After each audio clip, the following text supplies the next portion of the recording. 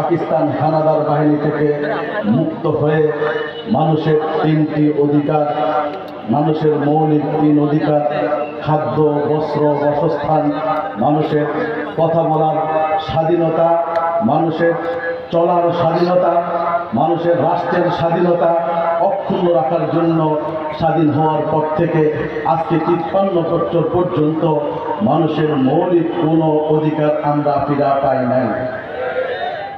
মানুষের এই মৌলিক অধিকার ফিরে দেওয়ার জন্য বাংলাদেশের উলামায়ে কেরাম, আমাদের আকাবের আসলাফ হাফিজ হুজুর রহমতুল্লাহি আলাইহি ৮০ দশকে ঘোষণা দিয়েছিলেন, স্বৈরাচারের সাথে বলেছিল তোমার দ্বারাই দেশের স্বাধীনতা সার্বভৌমত্ব রক্ষা পাবে না, তোমার দ্বারা মানুষের মৌলিক অধিকার ফিরে পাওয়া যাবে না যতক্ষণ পর্যন্ত ইসলাম কায়েম না হবে।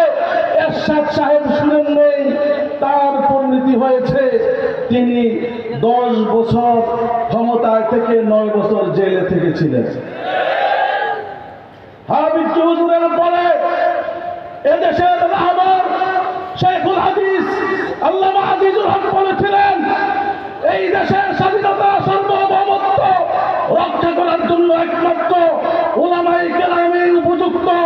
তার কারণ হলো যাই উলামায়ে কেরামের নেতৃত্বে এদেশের ইসলাম প্রিয় মানুষ ৫৬,০০০ বর্গ কিলোমিটারকে জায়নামাজ মনে করে এদেশের ১ ইঞ্চি মাটিকে স্বাধীনতা সার্বভৌমত্ব থেকে কাউকে দখল করার কোন অধিকার এদেশের মানুষ দিবে না। অতএব উলামায়ে কেরামের নেতৃত্বে দেশ চলবে। কিন্তু তারাও আমার শেখুল হাদিসের কথা শুনে নেই।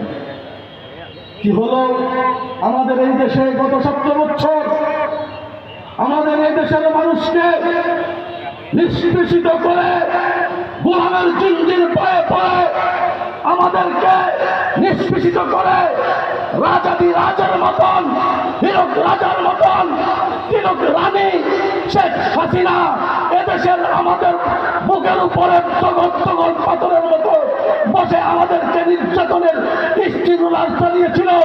আল্লামা মামুনুল হক শেখুল হাদিসের উত্তরসূরি ঘোষণা করেছিলেন, শেখ হাসিনা তুমি থাকতে পারবা না, অতীতের স্বৈরাচার থাকতে পারে নাই, তুমি আমাদের দাবি মেনে নাও, মানুষের স্বাধীনতা সার্বভৌমত্ব মানুষের অধিকার ফিরে দাও, যদি না ফিরে দাও তুমি এদেশে থাকতে পারবে না।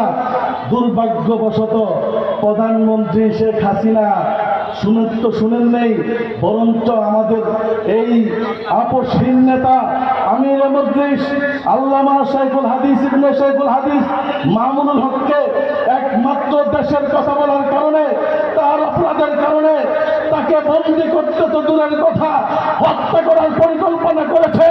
আমরা রাজপথে বলেছিলাম শেখ হাসিনা তুমি এদেশে থাকতে পারবে না।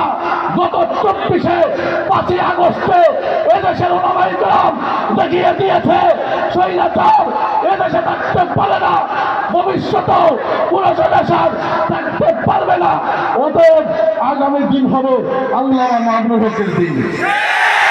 যদি মামুনুল হক আগামীতে বিপ্লবের জন্য ডাক দেয়, কারা কারা প্রস্তুত আছেন রাজপথে নেমে আগামী বিপ্লব হবে?